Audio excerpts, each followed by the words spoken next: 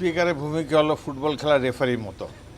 আমি তো রেফারি। সরকারি দল বাজেট দেবে, বিরোধী দল তার সমালোচনা করবে এবং যদি গঠনমূলক সমালোচনা করে সেটা আমরা ওয়েলকাম করি। আমি দেখব যাতে বিরোধী দল তাদের দায়িত্ব পালন করার জন্য পর্যাপ্ত সময় পায় এবং সরকারি দল এবং বিরোধী দলের মধ্যে একটি সহযোগিতার মনোভাব আমি আগের সংসদে লক্ষ্য করেছি। এখনও আশা করি তাদের মধ্যে কোঅপারেশন থাকবে এবং সরকারি দল এবং বিরোধী দল মিলেই একটি বাজেট উপহার দেবে জাতিকে, যাতে করে জনগণের জনজীবনে আরও স্বাচ্ছন্দ্য নেমে আসবে। তো আমরা আশা করি যে বিগত যেই সহযোগিতা মনোভাব প্রথম দিনের প্রথম অধিবেশনে দেখতে পেয়েছি, বাজেট অধিবেশনেও আমরা আশা করি সেটি দেখতে পাবো এবং আমার ধারণা এখন পর্যন্ত আমাদের এই জাতীয় সংসদ জনগণের আশা পূরণে সক্ষম হয়েছে। আগামী দিনগুলোতে তারা আরও ভালো ভূমিকা রাখতে পারবে এবং দেশবাসীর এই সংসদকে নিয়ে যা তাদের আশা আকাঙ্ক্ষা সেটি বাস্তবায়নের জন্য প্রত্যেকটি সংসদ সদস্য উদ্যোগী হবেন বলে আমি আশা রাখি। আমি পবিত্র ঈদ উল আজহা উদযাপন করার জন্যে ভোলায় এসেছি। আগামী 3-4 দিন আমার নির্বাচনী এলাকায় থাকব এবং অন্যান্য ভোলার সদরেও কর্মকর্তাদের সাথে আলাপ আলোচনা হবে। এবারে ঈদ আশা করি জনগণের জন্যে স্বস্তির ঈদ হবে। গত অনেকগুলো বছর আমরা সামাজিকভাবে ঈদ উদযাপন করতে পারিনি সঠিকভাবে। একটা ভয়ের আবহ ছিল সারা বাংলাদেশে, যার ফলে রাজনৈতিক কর্মীরা নানাভাবে নির্যাতিত হেনস্থা হয়েছে এবং রাজনীতির নামে মস্তানি এবং দুর্বৃত্তায়ন জেঁকে বসেছে সারা বাংলাদেশে। এখন একটি নির্বাচিত সরকার, বিএনপি সরকার 3 মাস ধরে রাষ্ট্র পরিচালনার দায়িত্ব পেয়েছে। আশা করি সেই ভয়ের আবহ এখন অনেকটাই কেটে গিয়েছে। জাতীয় সংসদে একটিমাত্র অধিবেশন হয়েছে। আগামী 7 তারিখ থেকে বাজেট অধিবেশন শুরু হবে। আপনারা জানেন এই বাজেট অধিবেশন সবচেয়ে গুরুত্বপূর্ণ অধিবেশন। বাংলাদেশের অর্থনীতির হাল হকিকত, দিক নির্দেশনা সব কিছু এই বাজেট অধিবেশনের মাধ্যমে জনগণ পাবে। আমরা আশা করি সরকারি দল যে বাজেট প্রস্তাব করতে যাচ্ছে তাতে করে সাধারণ মানুষের ক্রয়সীমার মধ্যে থাকবে নিত্য প্রয়োজনীয় জিনিসপত্রের দাম।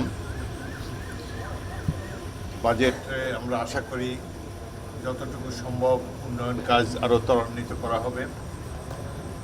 দেশের আইনশৃঙ্খলা পরিস্থিতি মোটামুটিভাবে সহনীয় পর্যায়ে রয়েছে। ইদানিংকালে শিশু ধর্ষণ খুবই বেড়ে গিয়েছে। এ ব্যাপারে আমরা স্বরাষ্ট্রমন্ত্রীর কাছ থেকে বার্তা পেয়েছি যে তারা কঠিন ব্যবস্থা নেবেন। দ্রুত বিচার ট্রাইব্যুনালের মাধ্যমে এই ধরনের অপরাধীদেরকে দ্রুত শাস্তি বিধান নিশ্চিত করা হবে এবং আমার মনে হয় যে গণতান্ত্রিক ব্যবস্থা যেহেতু সবে মাত্র শুরু হলো, মাত্র 3 মাস গিয়েছে, সরকারের কর্মকাণ্ড সম্পর্কে এখনও নিশ্চিতভাবে বলার সময় আসেনি। বাজেট অধিবেশনের পর অর্থনৈতিক মূল চিত্রটি জনগণের সামনেও আসবে।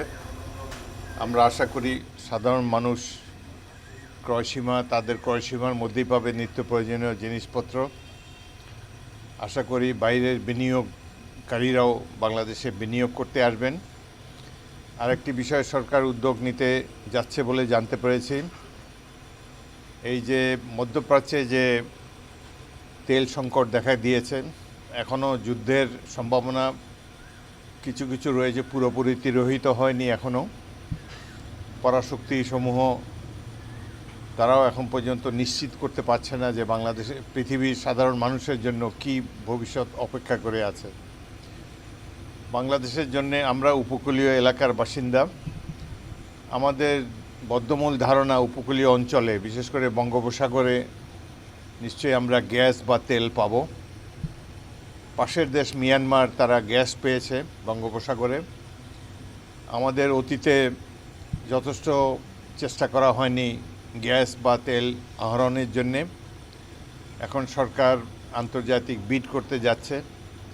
আশা করি পৃথিবীর যারা অভিজ্ঞ খনন কাজে যারা অভিজ্ঞ, অতীতে বিভিন্ন দেশে যারা তেল গ্যাস আহরণ করতে সক্ষম হয়েছেন, সে ধরনের একটি প্রতিষ্ঠান, কোনো প্রতিষ্ঠান যদি আমাদের উপকূলীয় অঞ্চলে গ্যাস বা তৈল সম্পদ আহরণের জন্য চেষ্টা করে, তাহলে বাংলাদেশের ভবিষ্যৎ উজ্জ্বল হবে বলে আমরা আশা করি।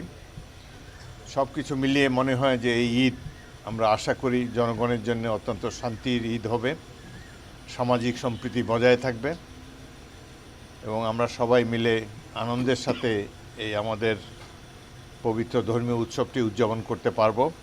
আপনাদের সবাইকে অগ্রিম ঈদ মোবারক। ধন্যবাদ। হামের পরিস্থিতি অত্যন্ত দুঃখজনক। যে যে অন্তর্বর্তীকালীন সরকার ছিল তারাই প্রধানত এর জন্য দায়ী। তারা সময় মতো টিকা আমদানি করেনি। টিকা যে আমদানি করা প্রয়োজন, এই প্রয়োজনটাই তারা অনুভব করেনি, যার ফলে বেশ সংখ্যক শিশু অকালে মৃত্যুবরণ করেছে। আশা করি এখন পরিস্থিতি, আমাদের স্বাস্থ্যমন্ত্রী, দক্ষ মন্ত্রী প্রতিদিনই টেলিভিশনে আমরা দেখি বিভিন্ন হাসপাতাল পরিদর্শন করছেন এবং হামের টিকা আনার জন্যে তিনি উদ্যোগ গ্রহণ করেছেন, সেই জন্য সরকারকে ধন্যবাদ জানাই। বাকি ভোলা তো ভালো একটা গ্যাস রিজার্ভ এখানে আছে। ভোলাতে গ্যাস সংকট এবং যার ফলে বিদ্যুৎ সংকট হয়েছে, এটি আমাদের জন্য দুঃখজনক। আমি শুনতে পেয়েছি যে 30 মেগাওয়াটের যে একটি বিদ্যুৎ কেন্দ্র আছে সেটি কারিগরি ত্রুটির কারণে বন্ধ রয়েছে। আমি ব্যাপারটি একটু খতিয়ে দেখব এবং ঢাকায় ফিরে ঈদের ছুটির সাথে সাথেই আমি বিদ্যুৎ মন্ত্রীর সাথে আলাপ আলোচনা করে যাতে দ্রুত এখানে এই পুনর্বাসন করা যায় এই বিদ্যুৎ কেন্দ্রটি, এবং ভোলাবাসীর যাতে এই লোডশেডিংয়ের ঝামেলা আর না পোহাতে হয়, সেই জন্য আমি বিদ্যুৎ মন্ত্রীর সাথে আলাপ করে প্রয়োজনীয় ব্যবস্থা নেব।